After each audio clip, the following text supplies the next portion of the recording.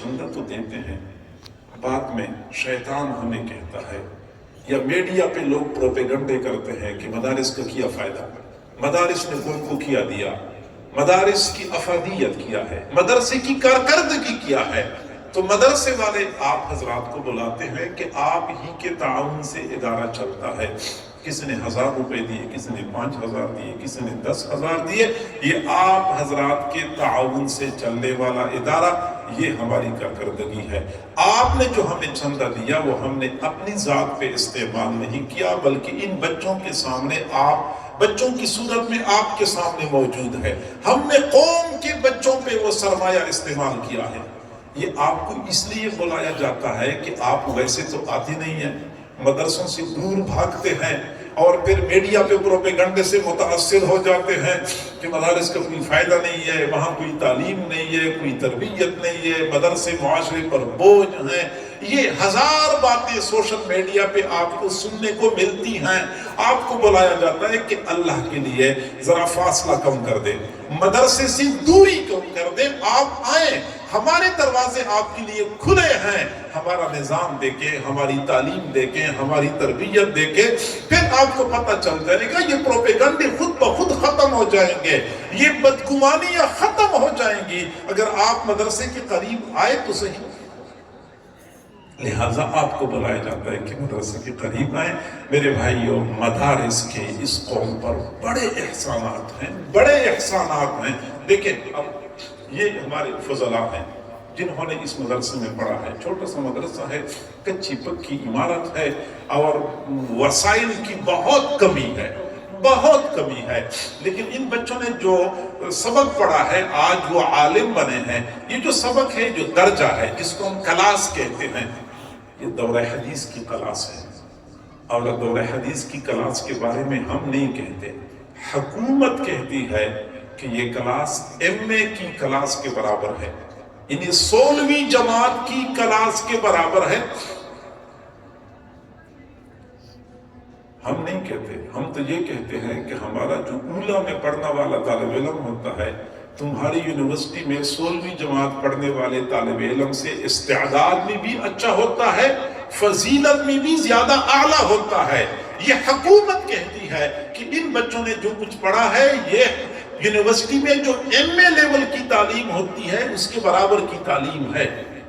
اب تم میں سے کوئی بندہ اگر یونیورسٹی میں اپنے بچے کو تعلیم دلواتا ہے، اپنی بیٹی کو تعلیم دلواتا ہے، تو وہ پتہ تو کر لے کہ خرچے کتنے آتے ہیں۔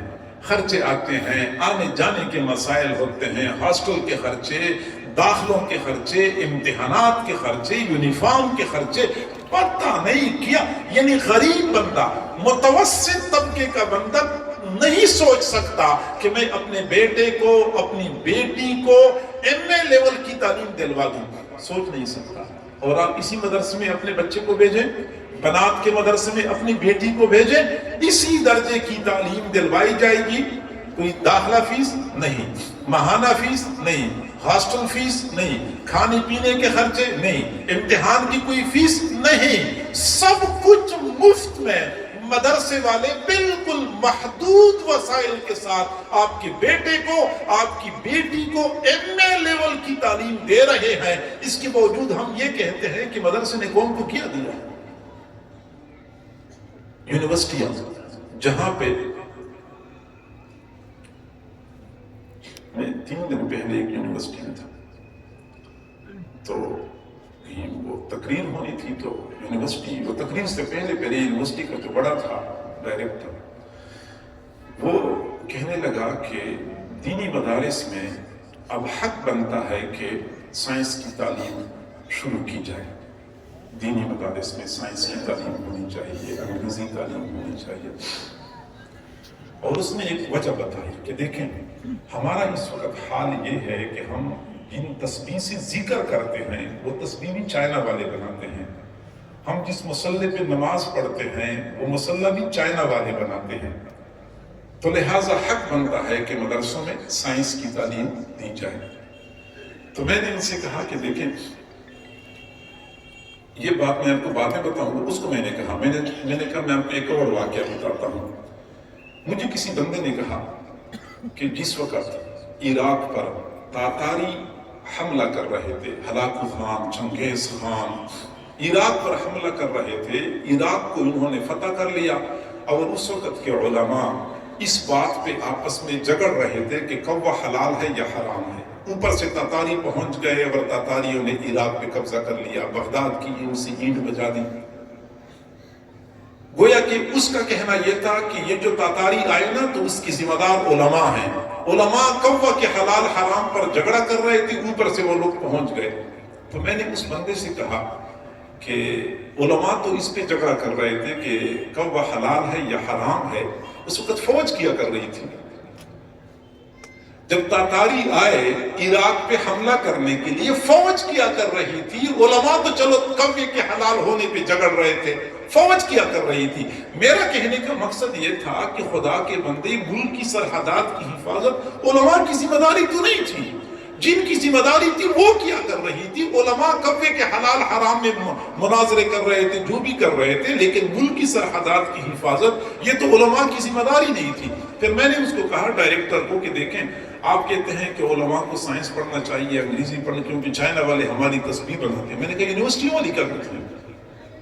یونیورسٹی والے کیا کرتے ہیں کہ اب آپ کہتے ہیں کہ آپ کو تسبیح بھی ہم بنا کر دیں، اور اذانی بھی ہم دیں، اور نمازی بھی ہم پڑھائیں، تراویح بھی ہم پڑھائیں، اور ہم تمہارے فقہی مسائل بھی ہم بتائیں آپ کو، اور تسبیح اور جانماز بھی ہم بنا کر دیں گے۔ سارا کام مولویوں نے کرنا ہے، تم نے کیا کرنا ہے؟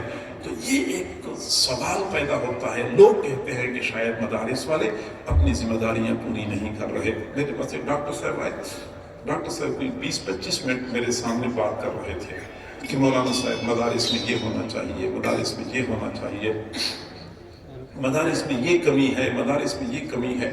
میں سنتا رہا، آخر میں نے کہا کہ ڈاکٹر صاحب یہ ہماری بدقسمتی ہے کہ ہم جیسے نالائق لوگ آئے مدارس میں، اور آپ جیسے قابل لوگ چلے گئے ہسپتالوں میں۔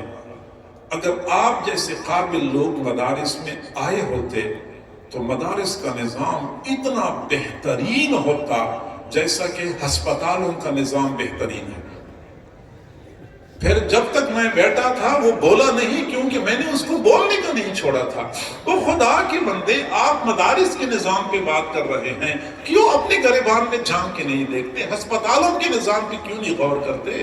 جج بھی کہتا ہے کہ مدرسے کا نظام ٹھیک ہونا چاہیے، وکیل بھی کہتا ہے کہ مدرسے کا نظام ٹھیک ہونا چاہیے۔ میں معذرت سے عرض کرتا ہوں، شاید وکیل بھی ہوں مجمع میں یا جج صاحبان مجمع میں ہوں، لیکن حقیقت یہ ہے کہ جج اور وکیل اپنے عدالتی نظام کو دیکھیں کہ وہ کس درجے کا ہے، پھر اس کے بعد مدارس کی اصلاح کی کوشش کریں۔ یہ مدارس ہی تو ہیں۔ یونیورسٹی میں جو ایم اے لیول کی تعلیم ہوتی ہے، پڑھانے والے پروفیسر کی تنخواہ کتنی ہوتی ہے؟ 2 لاکھ 3 لاکھ تنخواہ ہوتی ہے۔ پڑھاتے کتنے ہیں؟ 2 گھنٹے پڑھاتے ہیں پورے دن میں۔ اور مدرسے میں اسی کلاس کو پڑھانے والے شیخ الحدیث یا استاد الحدیث کی تنخواہ کتنی ہے؟ 15,000۔ پڑھاتے کتنے ہیں؟ 6 گھنٹے۔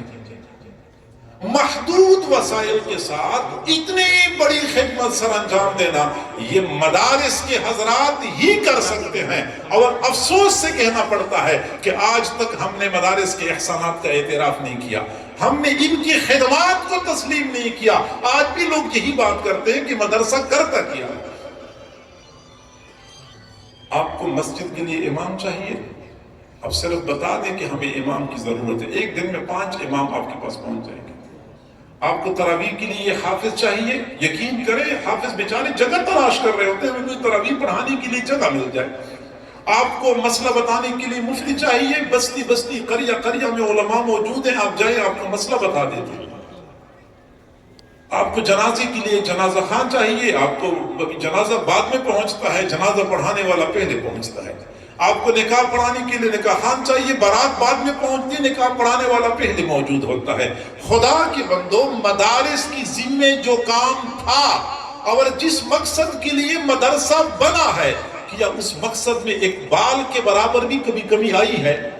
آپ کو امام چاہیے اور آپ کا امام مل نہیں رہا، تراویح کے لیے حافظ چاہیے تھا، تراویح کے لیے حافظ نہیں مل رہا، میں نے مسئلہ پوچھنا تھا، کوئی مفتی نہیں مل رہا، آپ کو کبھی اس طرح کے شکوہ کا موقع ہی نہیں ملا، آپ پھر بھی کہتے ہیں کہ مدارس کیا کرتی ہیں۔ تو میرے بھائیوں، مدارس کی خدمات ہیں. آپ کو اس لیے بلایا گیا ہے کہ آپ کو بتایا جائے کہ مدرسے کی کارکردگی ہے، آپ پر لازم ہے کہ مدرسوں کے ساتھ تعاون کریں تاکہ یہ حضرات سکون اور اطمینان کے ساتھ اپنا کام کرتے رہیں.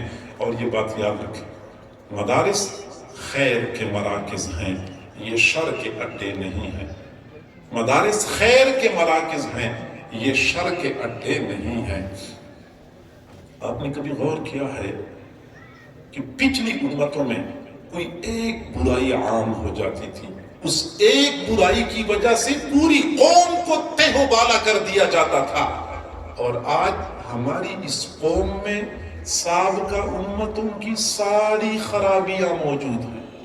حضرت نوح علیہ السلام کی قوم کی خرابی اسی قوم میں، حضرت شعیب علیہ السلام کی قوم کی خرابی اسی قوم میں، حضرت صالح علیہ السلام کی قوم کی خرابی اسی قوم میں، حضرت لوط علیہ السلام کی قوم کی خرابی اسی قوم میں. میرے بھائیو، بنی اسرائیل کی ساری خرابیاں اسی قوم میں پائی جاتی. لیکن اس کے باوجود وقفے وقفے سے بارش بھی ہوتی ہے، زمین سے سبزہ بھی اگتا ہے، درختوں پہ پھل بھی لگتے ہیں، سڑکوں پہ چمکتی دمکتی گاڑیاں بھی بھاگتی ہوئی نظر آتی ہیں، فیکٹری کا پہیہ بھی گھوم رہا ہے، منڈی میں مال آ رہا ہے اور جا رہا ہے. آخر ہم اتنے لاڈلی کیوں ہیں؟ تمام تر خرابیاں موجود ہیں، اس کے باوجود ہمیں پالا جا رہا ہے. وجہ یہ نہیں ہے کہ ہم لاڈلے ہیں، وجہ یہ ہے کہ اس روئی زمین پر اللہ کے کچھ لاڈلے ایسے موجود ہیں جن کی وجہ سے اللہ تعالیٰ کے عذابات ٹل رہے ہوتے ہیں. ہم نہیں دیکھتے، آپ لوگ نہیں دیکھتے کہ صبح کے وقت جب آذان ہو رہی ہوتی ہے، ایک ہی وقت میں چاروں اطراف سے مؤذن کی آذان کی آوازیں ہمارے کانوں میں پہنچ رہی ہوتی ہیں، اور ہم آرام سے کروٹ بدل لیتے ہیں، سنی انسنی کر دیتے ہیں، دوبارہ سو جاتے ہیں. 80% لوگ فجر کی نماز کے لیے مسجد میں نہیں آتے. 80% بھی تو نہیں، شاید میرا خامخواہ دھوکہ ہے، شاید 90% لوگ ایسے ہوں گے جو نماز کے لیے نہیں آتے. کہ اللہ کو نظر نہیں آتا کہ یہ لوگ میرا دیا ہوا کھاتے ہیں، میں نے پیدا کیا، میں ان کو پال رہا ہوں، میں ان کو اپنے دربار میں بلا رہا ہوں، یہ کیوں نہیں آتے؟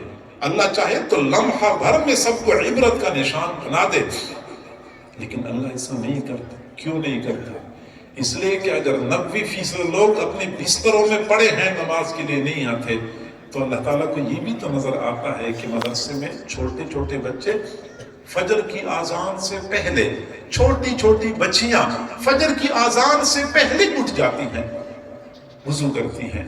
کبھی گرم پانی مل گیا، کبھی ٹھنڈے پانی سے وضو کر لیا. یہ معصوم بچے، کوئی 7 سال کا ہے، کوئی 8 سال کا ہے، یہ تہجد کے وقت ٹھنڈے پانی سے وضو کر کے تہجد کی نماز پڑھتے ہیں، جولی پھیلا کر، ہاتھ اٹھا کر، آنسو بہا بہا کر ملک ملت کی بقا کے لیے دعائیں مانگتے ہیں. پھر اس کے بعد قرآن پڑھنے کے لیے بیٹھ جاتے ہیں. تہجد کا وقت ہوتا ہے، ہمیں تو اپنے نرم گرم بستروں میں سردی محسوس ہو رہی ہوتی ہے. یہ چھوٹے چھوٹے بچے چٹائیوں پر بیٹھ کر قرآن پڑھ رہے ہوتے ہیں، رات کو بھی دیر تک قرآن پڑھتے رہے. اب بھی صبح سویرے جلدی اٹھ گئے، چھوٹے چھوٹے بچے ہوتے ہیں، نیند آ رہی ہوتی ہے، وہ بچے قرآن بھی پڑھ رہے ہوتے ہیں.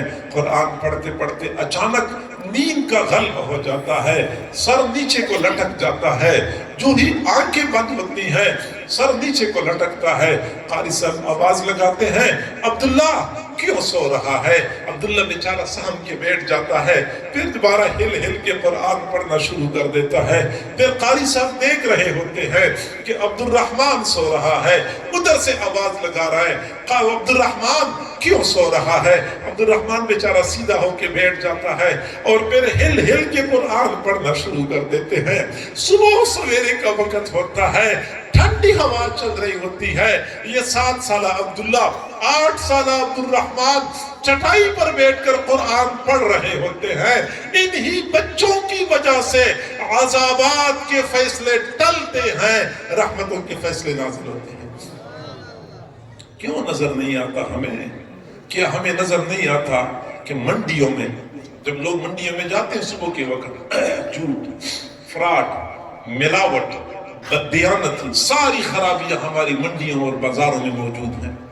سرکاری دفاتر میں رشوت عروج پہ ہے، کھلے عام رشوت مانگتے ہیں۔ قدرت بادشاہ کہتے ہیں کہ بھائی فائل کو پہیے لگائیں گے تو اوپر جائے گی، تو پہیے لگاؤ تو فائل اوپر جائے گی۔ عدالتوں کا نظام ہمارے سامنے نہیں ہے۔ جج، وکیل، ریڈر سارے مل کر قاتل کو تحفظ فراہم کر رہے ہوتے ہیں، اور مقتول کی والدہ اپنا حق وصول کرنے کے لیے بکریاں بیچنے پر مجبور ہوتی ہیں۔ مظلوموں کی آہیں عدالت کی دیواروں کے ساتھ ٹکرا ٹکرا کے واپس لوٹ کے آتی ہے، کوئی سنوائی نہیں ہوتی۔ کہ یہ ظلم و ستم اللہ کو نظر نہیں آتا؟ کہ یہ عدالتوں میں جو یہ انصاف بکتا ہے، اور جج کا قدم پیسے کی ترتیب سے چلتا ہے، کہ اللہ کو نظر نہیں آتا؟ نظر آتا ہے۔ اللہ چاہے تو ظلم کے اس نظام کو لمحے بھر میں تہس نہس کر دے، لیکن اللہ یہ بھی دیکھ رہا ہوتا ہے کہ 9 بجے 10 بجے 11 بجے مدرسے میں کچھ بچے قرآن پڑھ رہے ہیں، بچیاں قرآن پڑھ رہی ہیں، ان کی وجہ سے اللہ تعالیٰ کے عذابات کے فیصلے ٹلتے ہیں، رحمتوں کے فیصلے اترتے ہیں۔ میرے بھائیو، مدارس اس ملک کی بقا کا ذریعہ ہے، اس دنیا کی بقا کا ذریعہ ہے۔ آخر کیا وجہ ہے؟ حضور صلی اللہ علیہ وسلم نے فرمایا، سمندر میں مچھلیاں، سوراخوں میں چیونٹیاں، جنگل میں چرند پرند علماء طلباء کے لیے دعائیں مانگتی ہیں۔ آخر سمندر کی مچھلیوں کو علماء سے کیا ہمدردی ہے؟ سوراخوں کی چیونٹیوں کو علماء کی کیا ہمدردی ہے؟ جی ہاں، سمندر کی مچھلیوں کو پتا ہے کہ جب تک علماء موجود ہیں ہم بھی موجود ہیں۔ جس دن علماء کا وجود ختم ہو گیا، اس دن ہمارا وجود بھی ختم ہو جائے گا۔ ان کو پتا ہے، افسوس سے کہنا پڑتا ہے، سمندر کی مچھلیوں کو علماء کے مقام اور مرتبے کا، علماء کی اہمیت کا پتہ چل گیا، لیکن اپنی ہی معاشرے میں رہنے والے ان حضرات کو